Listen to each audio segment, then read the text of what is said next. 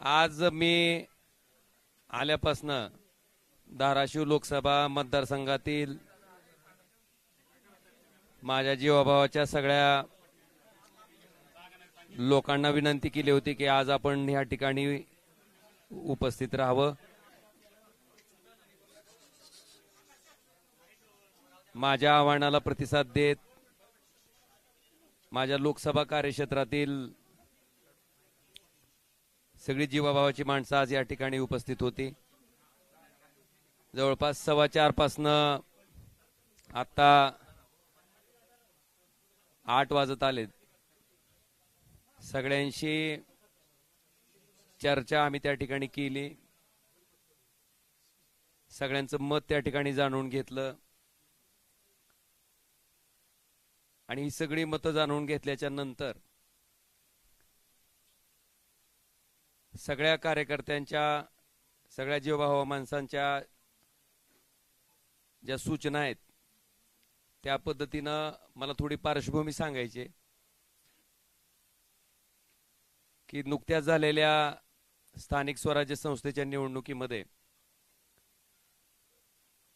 सगळे कार्यकर्ते त्या ठिकाणी लढत असताना सुद्धा जर धाराशिव लोकसभा मतदारसंघाचा आपण विचार केला तर एकाही पंचायत समितीमध्ये नगरपालिकेमध्ये त्या ठिकाणी आम्हाला यश मिळू शकलं नाही। अनेक सामान्य कार्यकर्ते, अतिशय चांगल्या पद्धतीने काम करणारे कार्यकर्ते सुद्धा या निवडणुकीत अतिशय वाईट पद्धतीने त्या ठिकाणी पराभूत झाले।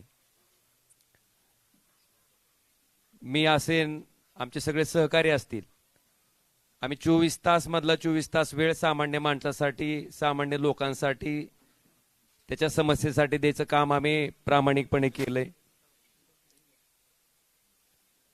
आणि याचे साक्षीदार सगळे सर्वसामान्य माणसं आहेत। आपल्या सगळ्याच्या माहितीसाठी आमचा कार्यकर्ता आम्ही कधी कामात कमी पडलोच नाहीत, लोकांच्या समस्या सोडवण्यातही आम्ही कधी कमी पडलो नाहीत। पण दुर्दैवानं सत्तेमुळं त्या ठिकाणी आम्हाला या पराभवाला सामोरं जावं लागलं। मला आपल्याला अतिशय प्रामाणिकपणे सांगायचं की सामान्य माणसाच्या कामासाठी खरं तर इथं आम्ही लोकप्रतिनिधी म्हणून बसलेलो आहेत। सामान्य माणसाच्या अक्षरशः ट्रान्सफॉर्मरला सुद्धा त्या ठिकाणी अडचणी येत होत्या। आज सगळ्यांच्या माध्यमातून त्या ठिकाणी आम्ही निर्णय घेतलाय की शिवसेना पक्षात त्या ठिकाणी आम्ही जाणार आहेत।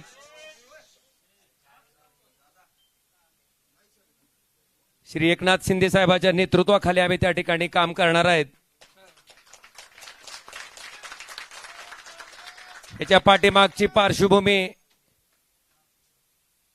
अशी आहे की आपण बघितलं असेल, ज्या कारणामुळे त्या ठिकाणी मी माझं सार्वजनिक जीवन सुरू केलं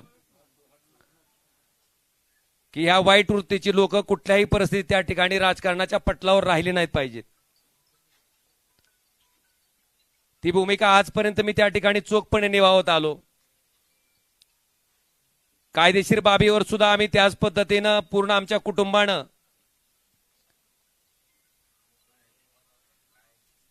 महाराष्ट्र पोलीस जे तपास करत होते, कळंबोली पोलीस स्टेशन जे तपास करत होते ते दबावाखाली करतंय आणि इथून आम्हाला न्याय मिळू शकत नाही, म्हणून हा तपास सीबीआय कडे वर्ग करावा अशी मागणी, अशी याचिका हायकोर्टात केल्याच्या नंतर या हत्याकांडाचा तपास त्या ठिकाणी सीबीआय कडे वर्ग झाला। 20 वर्ष अविरतपणे न्यायालयीन प्रक्रिया चालली। फार मोठ्या अपेक्षा आमच्या कुटुंबाला त्या निकालात होत्या, मेरिटवर निकाल येईल अशी अपेक्षा होती। पण दुर्दैवानं जो काही निकाल आला ज्याच्यामध्ये सन्माननीय न्यायालय म्हणतंय की राजकीय वैमनस्य होतं तेही मान्य करतंय, कुठल्याही हत्याकांडामध्ये उद्देश, मोटिव्ह फार महत्वाचा असतो तेही न्यायालय मान्य करतंय। पण दुर्दैवानं कळंबोली पोलीस स्टेशनच्या तपासाला त्या ठिकाणी बेस करून मला वाटतं ज्या पद्धतीचा निकाल आला तो अतिशय दुर्दैवी होता आणि अशा पद्धतीनं या निकालाचं दुःख, कारण ज्या दिवशी राजेसाहेब गेले त्या दिवशीचं जे दुःख होतं तशाच पद्धतीचं दुःख आमच्या पूर्ण कुटुंबाला काल सहन करावं लागलं. मला वाटतं ह्याच्यामध्ये एक माणूस त्या ठिकाणी सक्षमपणे आमच्या पाठीशी उभा होता आणि त्यांनाही ते पटलेलं नव्हतं. काल ज्या पद्धतीनं निकाल आला त्याच्या बाबतीत सीएम साहेब, देवेंद्रजी फडणवीस, श्री एकनाथ शिंदे साहेब यांच्याशी माझं बोलणं झालं. त्यांनी अमित शहा साहेबांबरोबरही माझं बोलणं करून दिलं. आम्ही त्यांना इतकीच विनंती केली की साहेब आम्हाला कुणाचा फेवर नको आहे, पण आम्ही जे संघर्ष मागच्या 20 वर्षापासून करतोय, फक्त न्याय मागतोय, तो न्याय आम्हाला मिळवून द्यावा ही आम्ही कळकळीची विनंती त्या ठिकाणी केली. आणि आदरणीय एकनाथ शिंदे साहेबांनी स्वतः समोर येऊन स्टेटमेंट दिलं आणि सीबीआय त्या ठिकाणी माननीय हायकोर्टात या प्रकरणाबाबतीत अपील दाखल करणार आहे. अपेक्षा इतकीच आहे की केसच्या मेरिटवर त्या ठिकाणी जो न्याय त्या ठिकाणी डावलला गेलाय तो आम्हाला न्याय मिळावा. आणि म्हणून या सगळ्या बाबीचा विचार केल्याच्या नंतर आपण जर आमची इथली राजकीय परिस्थिती बघितली असेल, बऱ्याच मंडळींना वाटतंय की आता तुमचा एक पक्ष त्यांचा एक पक्ष. मी अतिशय प्रामाणिकपणे सांगतो की कुठलाही पक्ष असला तर अशा वृत्तीला राजकारणातनं थांबवण्यासाठी जे काय करावं लागणार आहे त्याच्यासाठी ओमराजे कधीच थांबणार नाही ना मला कोणी रोखू शकते. आज ज्या सत्तेची ताकद घेऊन त्या ठिकाणी आमच्यासारख्या सर्वसामान्य कार्यकर्त्यावर जो अन्याय होतोय, आज गावागावातल्या माणसाला त्या ठिकाणी थांबवलं जातंय. अनेक लोकोपयोगी कामं आहेत. खासदार म्हणून त्या माणसाला वाटतंय की बाबा खासदारांना आमचा ट्रान्सफॉर्मर द्यावा, खासदारांना आमच्यातलं अमुक काम करावं. आज 7 वर्ष होत आलेत. त्या माणसाच्या अपेक्षा फार मोठ्या आहेत. मला वाटतंय निश्चितपणे ह्या सगळ्या अपेक्षांना न्याय द्यायचं काम मी निश्चितपणे प्रामाणिकपणे इथून पुढच्या कालखंडामध्ये करत राहीन. आणि आपल्या सगळ्याच्या माहितीसाठी सामान्य माणूस ओमराजेला ओळखते. 2009 पासून ते आजपर्यंत, 2006 पासून ते आजपर्यंत त्या सामान्य माणसासाठी मी काय काम करतो हे सामान्य माणसानं बघितलंय. आणि म्हणून कुठल्या पैशाच्या हव्यासापोटी, कुठल्या पदाच्या हव्यासापोटी जाणारा ओमराजे नाही. जी काय सत्ता घ्यायची आहे किंवा जी काय सत्तेचा वापर करायचा आहे, कारण आपण जर माझ्याकडची फळी बघितली तर माझ्याकडे मोठे प्रस्थापित माणसं कोणीच नाही.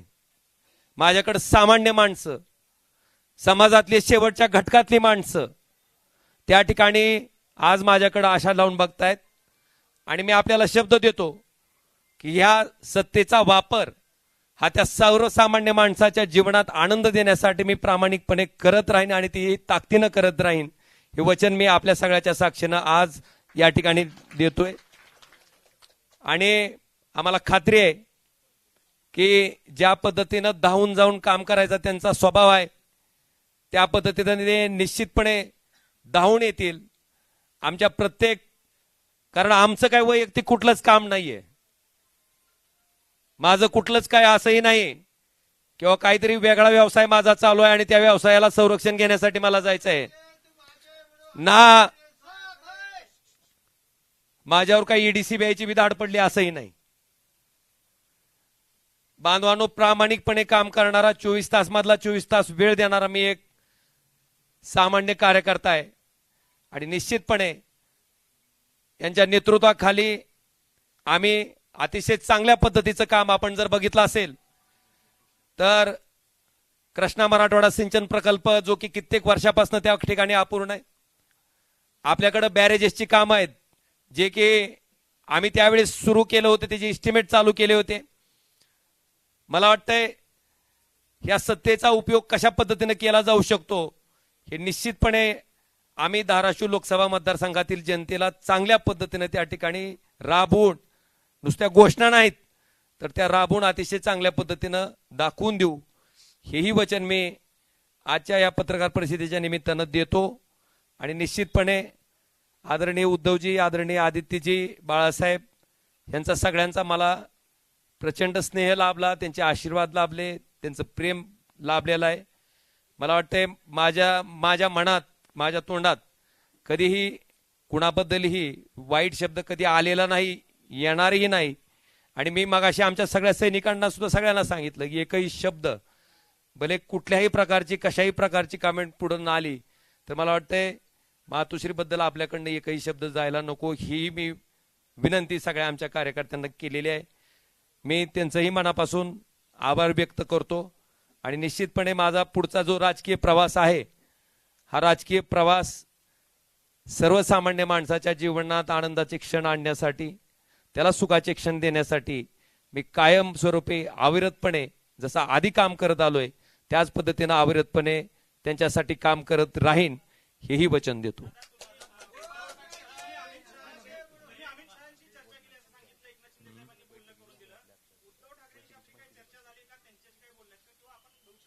काय काय म्हणले?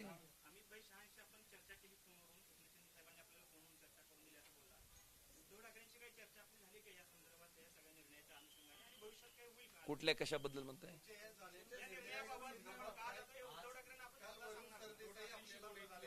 मला वाटतंय आता एक लक्षात घ्या, माझी जी काय भूमिका होती, मी ज्या पद्धतीने ठरवलं होतं, मी ज्या पद्धतीने सांगितलं होतं त्या पद्धतीने मी आपल्या सगळ्याच्या समक्ष मांडलेली आहे.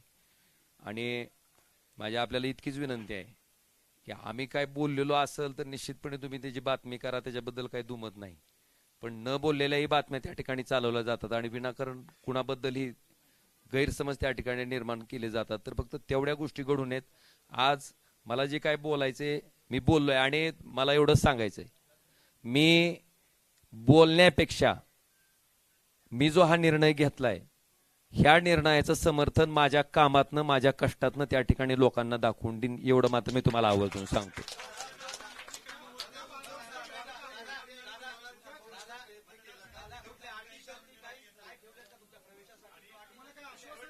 एक लक्षात घ्या, अटी शर्ती टाकून मी काम करणारा कार्यकर्ता नाही. आणि आपल्या माहितीसाठी